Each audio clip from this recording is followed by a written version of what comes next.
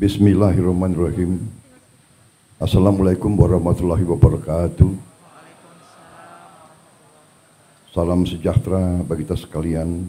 Shalom, salve, om swastiastu, namo buddhaya, salam kebajikan. Saudara-saudara, bapak-bapak, ibu yang saya hormati, saya juga ingin menyapa tokoh-tokoh yang hadir.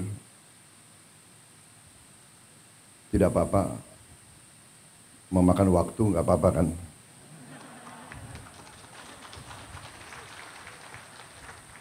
Panitia, Pak, saya dibatasi nggak di sini?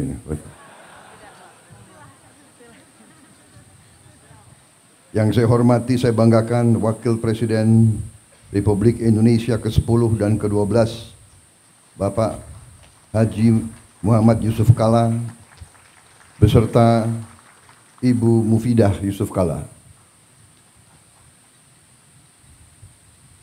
Yang saya hormati, saya banggakan Ketua Umum Pengurus Pusat Muhammadiyah Profesor Dr. Haji Haidar Nasir beserta para kiai, para ulama, serta para pimpinan Pusat Muhammadiyah dan seluruh keluarga besar Muhammadiyah yang saya hormati dan saya banggakan. Ketua Umum PP Aisyah, Ibu Salmah Urbaniah, beserta ibu-ibu pengurus Aisyah yang hadir.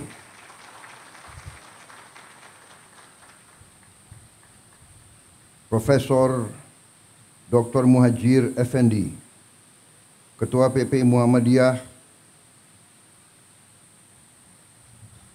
periode ini nggak disebut nih tahunnya itu. Pak Teddy ini menghadap saya habis ini. Ketua Umum PP Muhammadiyah 2005-2015 Bapak Din Samsudin yang saya hormati. Kok agak ngumpet di belakang itu? Pak Din itu kawan saya waktu masih muda, sekarang agak muda. Ketua Dewan Perwakilan Daerah Republik Indonesia Bapak Sultan Najamuddin, para menteri dan wakil menteri Kabinet Merah Putih, tadi sudah disebut banyak sekali, tapi nggak apa-apalah disebut sekali lagi. Menko Bidang Pangan Dr. Zulkifli Hasan, Menteri Pendidikan Dasar dan Menengah, yang juga kebetulan Sekretaris Umum PP Muhammadiyah Profesor Dr. Abdul Muti, Menteri Pertahanan Letnan Jenderal TNI Purnawirawan Safri Samsudin, Menteri Perdagangan Saudara Budi Santoso, Menteri Desa dan Pembangunan Daerah Tertinggal Saudara Yandri Susanto, Menteri Kehutanan Saudara Raja Juli Antoni, PhD, Menteri Kelautan Perikanan Saudara Sakti Wahyu Trenggono, Menteri Lingkungan Hidup Saudara Hanif Faisal Nurofik, Panglima TNI Jenderal TNI Agus Subianto, Kepala Kepolisian Republik Indonesia Jenderal Polisi Listio Sigit Prabowo. Jadi kalau Kapolri dan Panglima TNI nama terakhirnya itu Prabowo Subianto.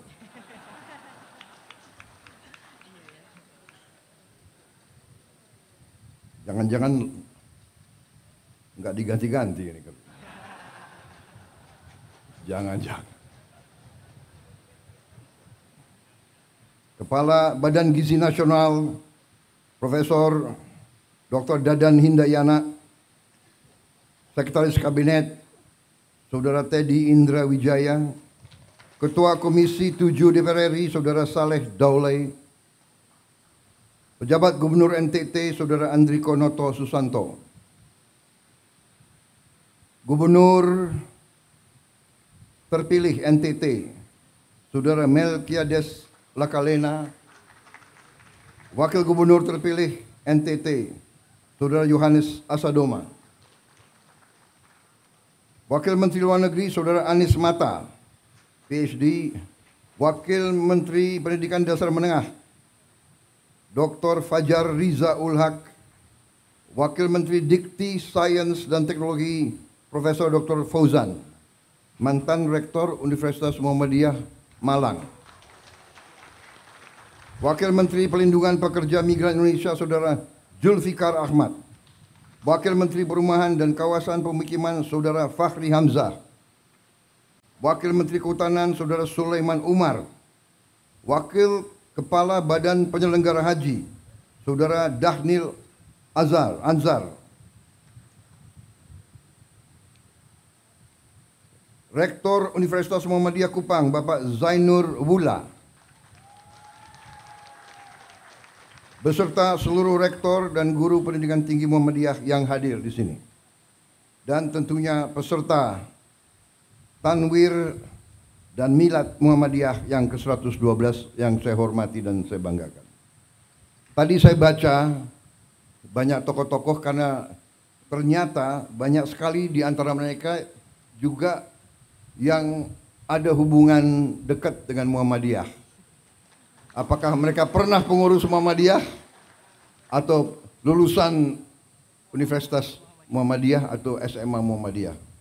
Demikian bukti keberhasilan Muhammadiyah sebagai organisasi kemasyarakatan, sebagai organisasi dakwah, dan lebih dari itu sebagai organisasi pendidikan dan kesehatan.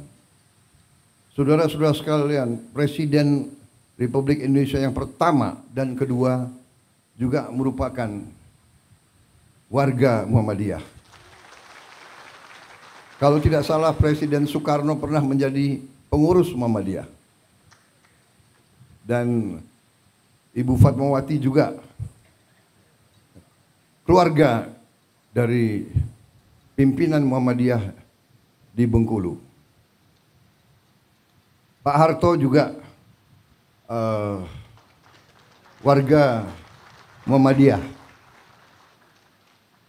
lulusan SD dan SMP Muhammadiyah. Bahkan waktu beliau presiden, sekian kali kabinet, banyak kawan-kawan non Muhammadiyah yang mengeluh, kok Pak Harto itu kok milihnya Muhammadiyah banyak sekali. Saya juga jangan saya nanti dituduh memilih Muhammadiyah banyak sekali, tidak. Karena mungkin karena keberhasilan Muhammadiyah mendidik, membesarkan kader-kader sehingga Muhammadiyah ada di mana-mana itu. Kalau saya undang partai untuk koalisi, saya minta calon-calon terbaik mereka ajukan nama-nama. Saya nggak tanya, ini Muhammadiyah atau bukan. Ternyata sudah dilantik, ada yang bisik-bisik, itu Muhammadiyah Pak. Hari ini saya hitung, kok ini Muhammadiyahnya.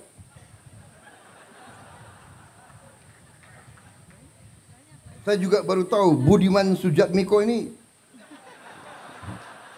alumni SMA Muhammadiyah Yogyakarta.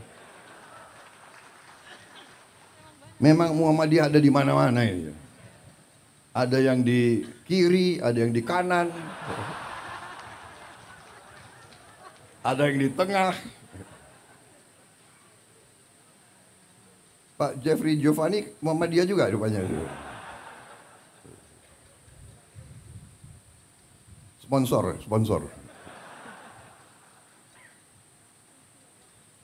Jadi ini Ketua Umum Muhammadiyah kreatif selalu mengundang tokoh dan pejabat dan diumumkan baru saja groundbreaking rumah sakit. Waduh, ini PR lagi untuk aku. Tapi kita mendukung. Karena memang pendidikan dan kesehatan adalah kunci kebangkitan suatu bangsa. Jadi memang peran Muhammadiyah saya kira sangat tepat. Muhammadiyah kalau tidak salah hitungan terakhir memiliki 167 perguruan tinggi, 126 rumah sakit, 231 klinik, 5.345 sekolah dan madrasah, 440 pesantren, dan jaringan organisasi yang luas di dalam dan di luar negeri.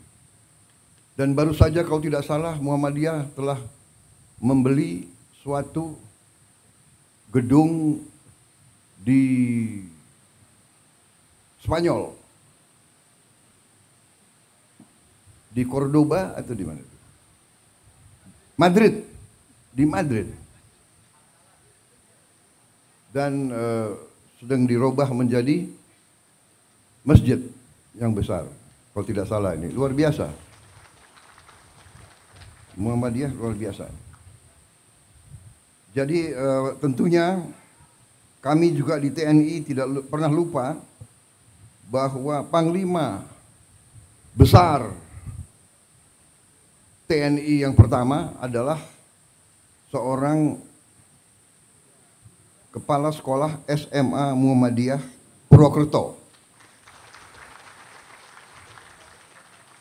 Berarti pengaruh Muhammadiyah juga selain dakwah, tapi juga menanamkan patriotisme, semangat cinta tanah air, dan melahirkan pemimpin-pemimpin yang luar biasa.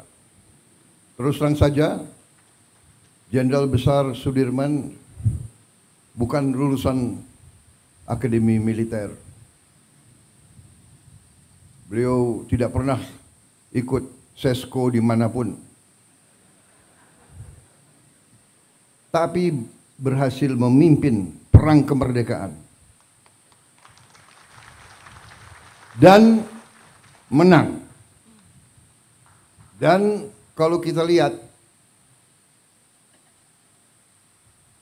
ucapan-ucapan, perintah-perintah beliau, pidato-pidato beliau, kalau kita lihat sampai hari ini pun adalah ungkapan dan pemikiran seorang pemimpin militer yang tidak kalah dengan pemimpin militer terhebat di dunia sepanjang sejarah. Artinya, walaupun beliau mungkin dianggap hanya seorang kepala sekolah SMA, tetapi pasti beliau mendalami, membaca, belajar secara otodidak, sehingga beliau mampu untuk memimpin sebuah perjuangan kemerdekaan. Saudara-saudara sekalian, menjadi pemimpin dalam kancah krisis perang itu masalah hidup dan mati. Kalau kalah, mati atau dipermalukan atau dijajah. Kita tidak menghendaki perang. Saya mantan jenderal. Saya mengerti dan saya paham apa itu pertempuran. Perang destruktif. Ibarat pohon butuh 20 tahun untuk tumbuh, hanya 15 menit untuk tumbangkan. Negara, masyarakat, desa pun, provinsi pun, kota butuh ratusan tahun untuk berdiri dan berkembang. Hancur dalam beberapa menit, hancur dalam beberapa saat. Karena saya mengerti itu, saya terus berjuang, terus memimpin dengan mengajak, mari kita belajar dari sejarah, mari kita waspada, mari kita galang persatuan, mari kita hindari perpecahan, mari kita hindari konflik. Saudara-saudara, ini situasi yang kita hadapi. Di tengah saya diundang di acara ini, saya ingin mengatakan bukan pengurus Muhammadiyah yang harus terima kasih saya hadir. Saya yang terima kasih karena saya merasa tidak hanya kehormatan, tapi saya merasa penting bagi saya untuk bisa bicara kepada tokoh-tokoh Muhammadiyah, kepada para guru, kepada para ustadz, kepada para ulama. Ustadz, guru, ulama adalah pendidik bangsa, adalah panutan rakyat, panutan masyarakat. Sekali lagi saya katakan, apa yang kita lihat hari ini, situasi dunia mengajarkan kita, memberi peringatan kepada kita, saudara-saudara sekalian. Mari kita buka televisi, kita buka YouTube, kita lihat apa yang terjadi di hampir setiap negara, apalagi negara Muslim. Lihat, jangan percaya Prabowo. Lihat apa yang terjadi di Gaza. Lihat, anak-anak tidak berdosa. Angka terakhir diperkirakan 5.000 anak di bawah umur 1 tahun mati terkubur. Ribuan lagi kita tidak tahu. Belum anak di atas 1 tahun, belum orang tua, belum ibu-ibu. Libanon, jutaan warga Libanon mengungsi, hilang rumah. Tepi barat, saudara-saudara sekalian,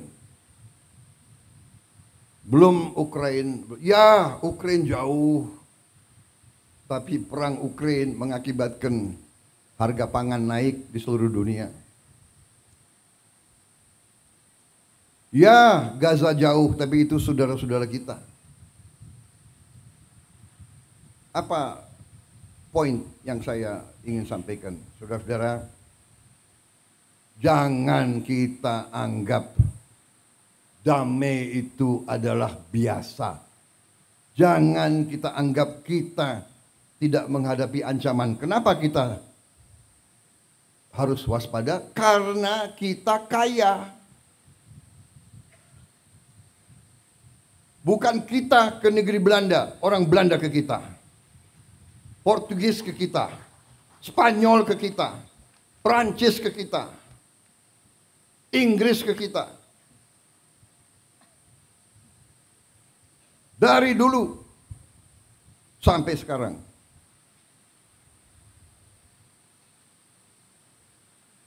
Saudara-saudara,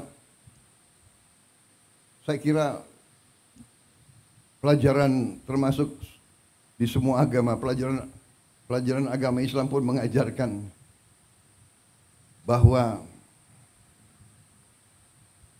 kita harus bertanggung jawab atas keselamatan kita sendiri, keselamatan keluarga kita, dan juga atas harta kita. Jadi saudara-saudara, dalam kondisi penuh ketidakpastian, di mana hitungan sekarang adalah di Eropa terjadi kurang lebih 17% kemungkinan perang nuklir. Ini pengamatan pakar-pakar di Eropa. Karena negara barat mengizinkan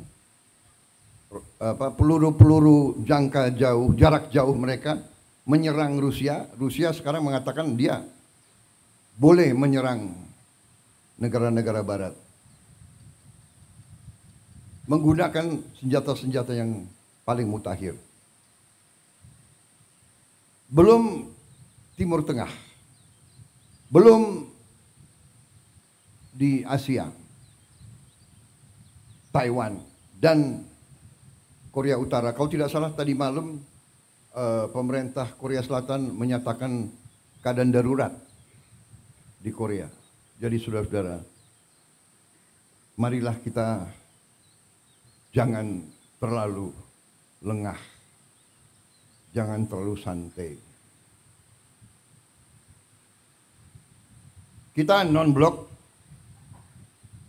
kita tidak memihak, kita menghormati semua negara. Itu maunya kita. Tapi saudara-saudara, 40% dari seluruh perdagangan dunia lewat lautan Indonesia. 40% seluruh perdagangan seluruh dunia lewat perairan kita. 70% energi Tiongkok, Korea, dan Jepang lewat perairan Indonesia. Bisakah kira-kira kalau terjadi perang besar, bisakah kita tidak terseret? Untuk itu kita butuh kepemimpinan politik yang handal. Dan kepemimpinan politik yang saya maksud bukan kepemimpinan politik yang hanya dari pemerintah. Dan untuk itu perlu ada kerukunan, perlu ada jiwa besar dari semua kalangan. Kita banyak berbeda. Perbedaan itu baik dan wajar. Kita berbeda suku, kita berbeda agama, dan untuk itu saya ucapkan hormat saya kepada Muhammadiyah. Saudara buka lembaga-lembaga pendidikan tidak hanya kepada umat Islam, tapi buka untuk semua. Saudara telah memberi contoh dalam toleransi, dalam kehidupan inklusif, dalam kehidupan saling hormat menghormati, dalam kehidupan saling menjaga, saling mendukung. Ini sangat penting. Ini sangat penting. Ada pihak dari semua agama, dari semua ras dan semua suku yang selalu mau mengambil garis yang keras. Fanatisme, fanatisme agama, fanatisme suku, fanatisme ras, fanatisme budaya dan sebagainya. Justru ini yang melahirkan peperangan. Saudara-saudara, karena itu apa yang saudara telah melaksanakan adalah sesuatu yang sangat-sangat berharga bagi kita semua. Milad ke-112 tentunya saya atas nama pemerintah dan atas nama pribadi menyampaikan selamat dan harapan ke depan Muhammadiyah akan terus dalam peranannya di bidang dakwah, kesehatan, pendidikan, melahirkan kemakmuran untuk semua adalah sangat tepat. Karena kemakmuran adalah tujuan kita. Tapi tidak ada kemakmuran tanpa keadilan. Saudara sekalian, saya terkesan suatu pemerintahan, suatu imperium, suatu peradaban Muslim yang cukup lama, hampir 600 tahun lebih, mendekati lebih mungkin 700 tahun, yaitu peradaban Osmaniyah yang berpusat di Turki, di Istanbul. Itu salah satu adik kuasa pada saatnya yang sangat berhasil. Ciri khasnya adalah dia memimpin suatu kekaisaran imperium yang multi etnis, yang toleran kepada semua agama, semua suku, ratusan suku yang berbeda-beda. Dan di situ ada sesuatu yang menarik bagi saya. Untuk memimpin ratusan tahun dan memimpin imperiumnya begitu luas, dia memiliki suatu akademi. Akademi gubernur. Akademi gubernur itu sebetulnya inti pelajarannya yang saya tarik itu satu paragraf yang bagi saya menarik. Dia ajarkan ke semua calon gubernur. Jadi bupati-bupati yang disiapkan jadi gubernur masuk ke akademi ini, dan pelajarannya sangat banyak tentunya, tapi ada satu yang sangat sederhana. Diajarkan di situ, tidak ada negara tanpa tentara yang kuat.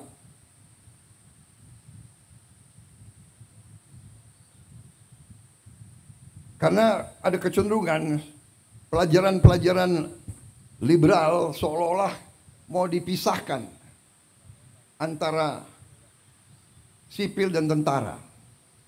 Mau dipisahkan antara cendekiawan sama, tidak bisa. Pelajaran, tidak ada negara tanpa tentara yang kuat. Tidak ada tentara yang kuat tanpa uang. Tidak ada uang tanpa kemakmuran. Tidak ada kemakmuran tanpa rakyat yang bahagia dan sejahtera. Tidak ada rakyat yang bahagia dan sejahtera tanpa pemerintah yang bersih dan adil. Ini benar sekali. Uang dari mana? Uang dari rakyat. Iya kan? Melalui pajak, melalui retribusi. Kalau rakyat tidak bahagia, gak mau bayar pajak dia. Pengusaha yang merasa diperes, ya kan? Dulu, sekarang mungkin tidak ada. Mudah-mudahan tidak ada lagi. Dia tidak rela bayar pajak, dia tidak rela.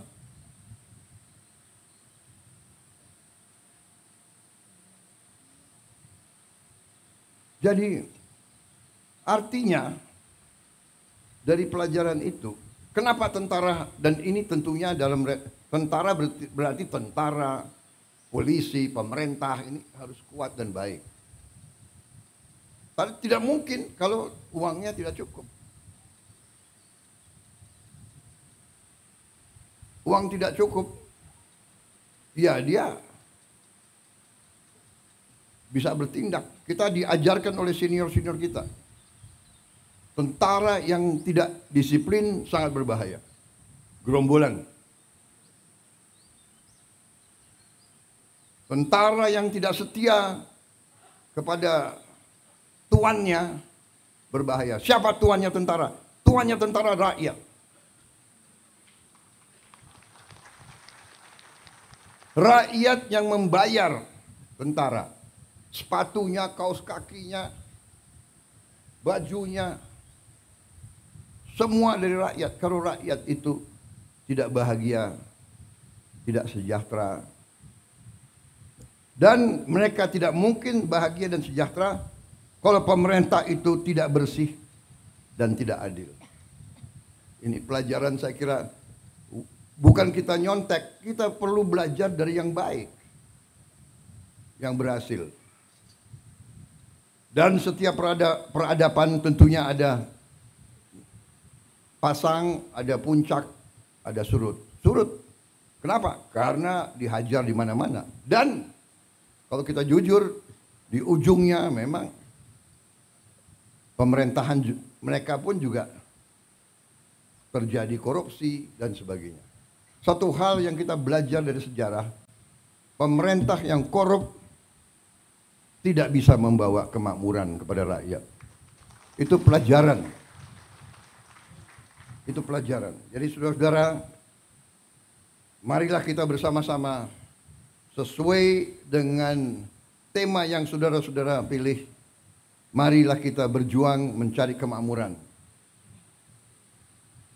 supaya kita hilangkan kemiskinan, hilangkan kelaparan, hilangkan stunting. Saudara-saudara, saya telah mempelajari angka-angka mendalam. Sungguh luar biasa kekayaan kita. Sungguh luar biasa. Tapi kita koreksi diri, kita banyak yang terus terang saja kurang piawai, kurang handal untuk menjaga kekayaan kita. Karena itu, saya bertekad untuk mencapai pemerintah yang bersih.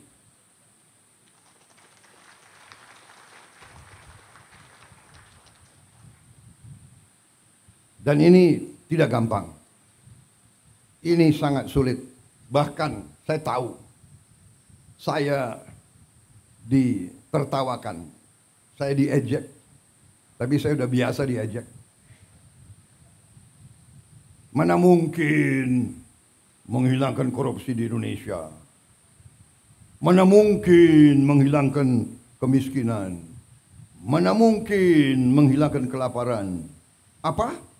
Mau kasih makan bergizi. Hahaha, ketawa. Di awal mereka tertawakan saya dan saya tahu mereka mengancam saya. Saya tahu saya diancam. Nanti harga saham, harga indeks saham akan turun. Di hari-hari pertama saya luncurkan gagasan makan bergizi, sudah muncul. Saya mengerti. Saya ini cukup lama jadi orang Indonesia. Saya mengerti. Saya mengerti. Ada ancaman terbuka, ada ancaman halus. Ada senjata yang terbuka, senapan, meriam, ya itu. Tapi sebelumnya ada senjata-senjata lain. Senjata psikologis, adu domba, fitnah, hoax. Ada ancaman terhadap ekonomi. Saudara-saudara, Pak, karena gagasan makan bergizi, harga saham indeks turun. Saya bilang, saya jawab ke mereka itu, saya kasih tahu ya, biar saya nggak punya saham, saya bilang. Dan rakyat di desa-desa tidak punya saham. Benar.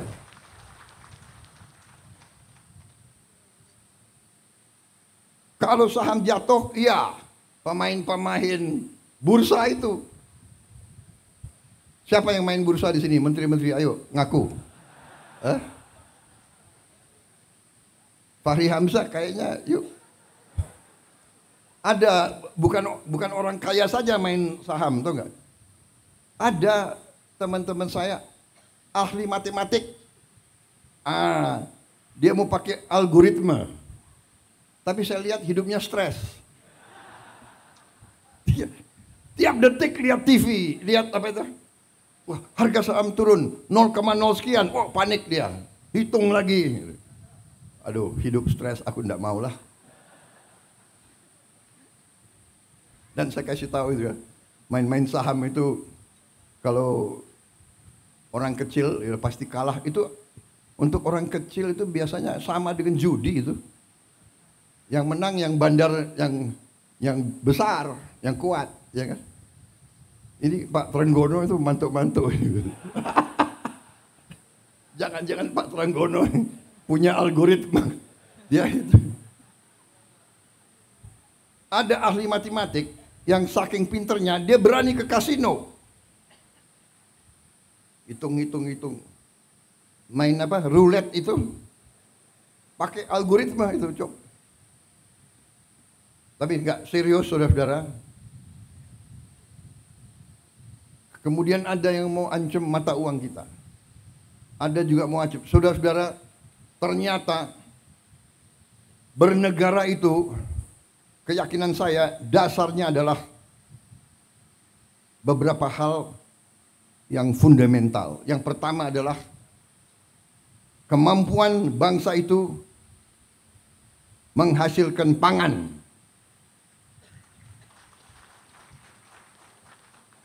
Karena itu kita hormati apa yang dilakukan oleh pemerintah sebelum saya. Semua pemerintah sebelum kita. Dari Presiden Soekarno selanjutnya punya jasa sampai kita berada di sini. Yuk kita hormati pemerintah Pak Jokowi. Saya bukan membela orang. Terus terang aja. Untuk apa sekarang saya, apa itu istilah tentara, ngolor, menjilat, ya kan? Bukan saya bela-bela Pak Jokowi karena person, tidak. Saya mau katakan apa adanya.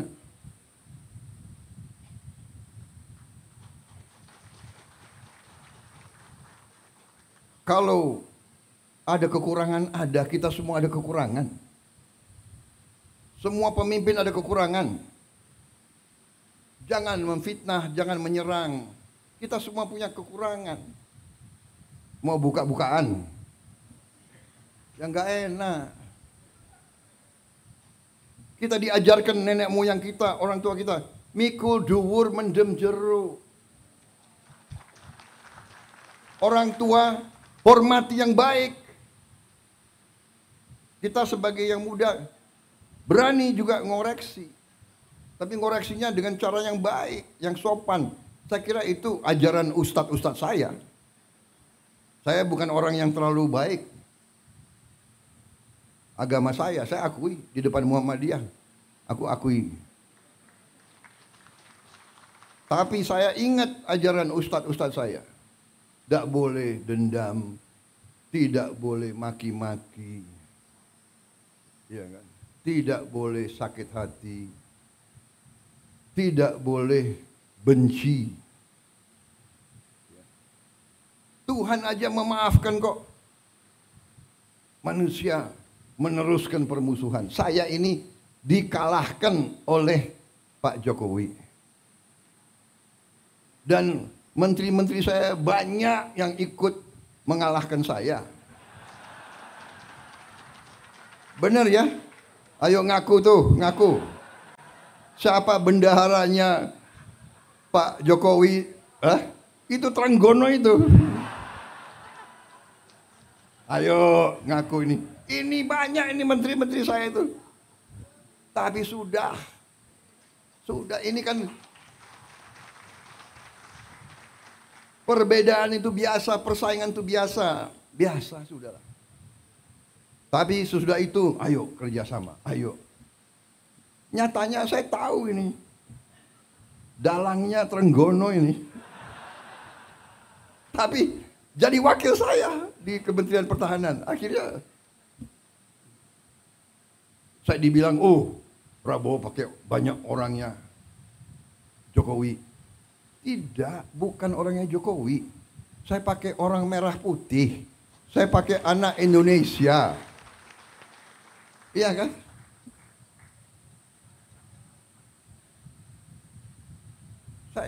Ada juga. Ada juga yang Menko Polkam saya juga kan bukan orang Gerindra.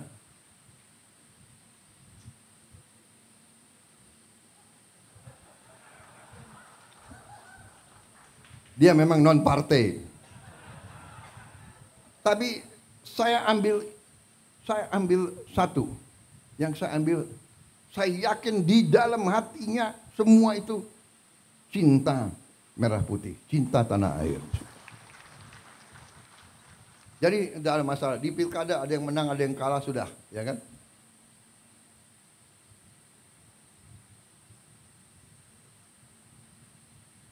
PKS dukung Anies, nggak ada masalah.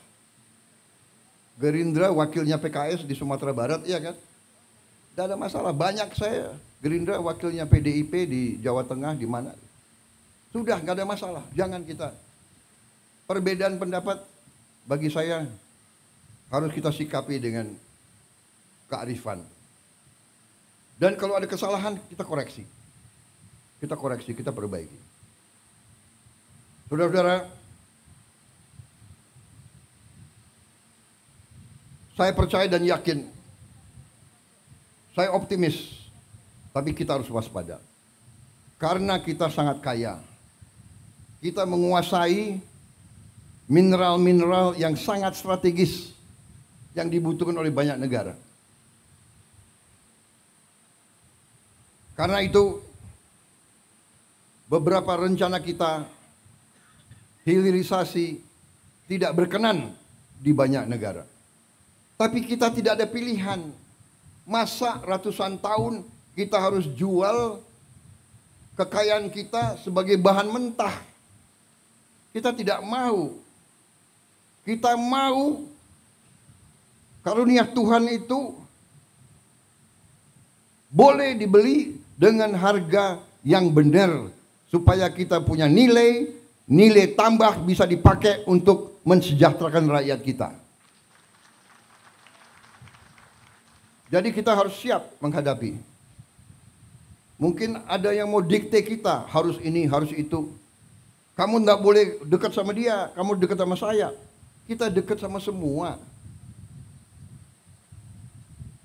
Saudara-saudara, saya kira itu inti yang ingin saya sampaikan. Terima kasih Pak Haidar membaca buku saya. Karena di Indonesia banyak buku ditaruh di pajangan aja itu. Terima kasih, tapi itu saya kira adalah hal-hal yang mendasar. Dan sebagai kesimpulan,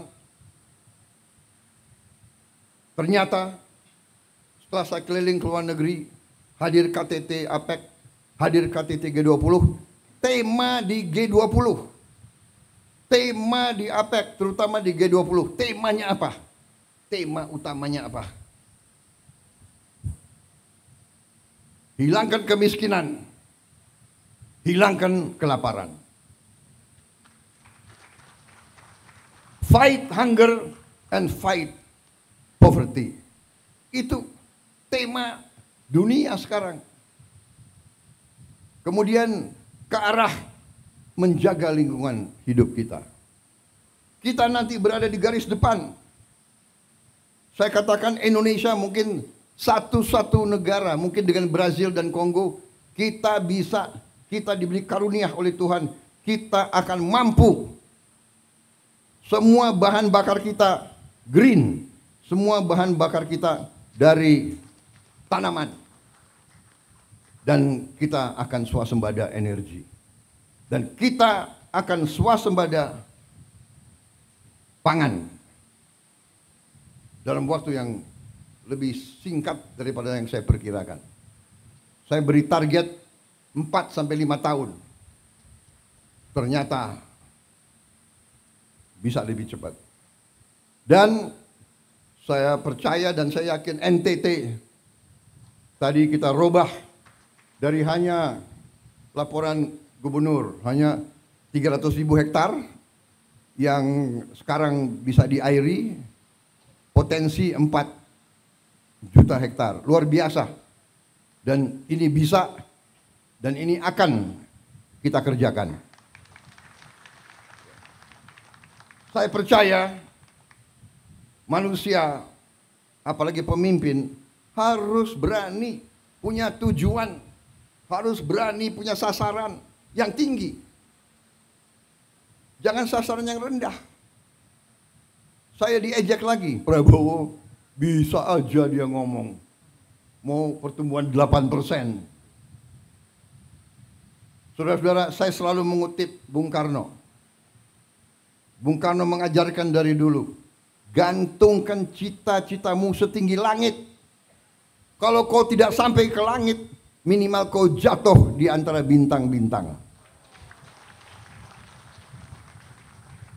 Kalau pengalaman saya di tentara juga begitu.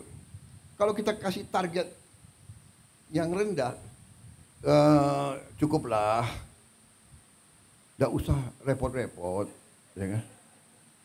Target saya kasih target, kalau sekarang 5%, 5,5%, ya sudah 6% sajalah. Jangan-jangan nggak sampai 6% gitu. Tapi saya hitung angka-angka, saya percaya, saya yakin kita mampu sampai 8%. Kebocoran-kebocoran kita, kalau kita hemat, kalau pemerintah itu ketat, bersih, efisien, saya yakin bisa. Tapi ini butuh jiwa besar. Saudara-saudara, jiwa besar. Gubernur, bupati, semuanya harus bekerja. Wali kota. Sudahlah. Acara-acara yang tidak penting kurangi. Ya kan? Seminar, terlalu banyak rapat. Kenapa rapat atau ini harus di hotel di mana gitu? Saudara-saudara, hitungan kita perjalanan luar negeri saja itu, Indonesia ini perjalanan luar negeri pejabat-pejabat $3 miliar. Saya minta dikurangi 50% saja. Kalau bisa dikurangi 50%, artinya kita bisa menghemat 15T. 15T itu berapa bendungan, berapa irigasi, berapa SD bisa kita perbaiki, berapa anak sekolah bisa kita kasih makan. Tolonglah ya para menteri, puasa dulu. Puasanya 5 tahun. Kalau 5 tahun kita hemat $1,5 miliar dari perjalanan saja. Saudara-saudara, tapi bayangkan itu, apa yang kita bisa. Saya tapi sudah perintahkan, nah, Menteri Keuangan, Wakil Menteri Keuangan, teliti. Semua program diteliti, ternyata cukup besar penghematan. Cukup besar. Tapi saya tidak umumkan di sini supaya kita tidak cepat puas. Jadi saya mohon juga pada gubernur terpilih, bupati terpilih, ya, ketat, efisien, kurangi yang bersifat tidak kritis, kritis untuk kepentingan rakyat, kritis kepentingan langsung. Nggak usah terlalu banyak seminar, kita sudah tahu kesulitan rakyat, iya kan? Sudah tahu, Bapak. Masalah Indonesia ini adalah ini sudah tahu. Kita ini tidak punya satu data, datanya banyak, saya tahu. Banyak peraturan undang-undang bertabrakan, saya tahu. Solusinya bagaimana? Ya. Menteri Perumahan Rakyat, di sini diwakili wakil menteri, ya kan? Rakyat miskin, rakyat muda yang masih muda butuh rumah yang terjangkau. Gak usah diseminarkan berapa jumlah rumah, tipe berapa. Dia butuh segera. Kalau sudah berdiri minimal 3 juta rumah, Fahri Hamzah boleh senyum-senyum. Sekarang jangan senyum dulu kau.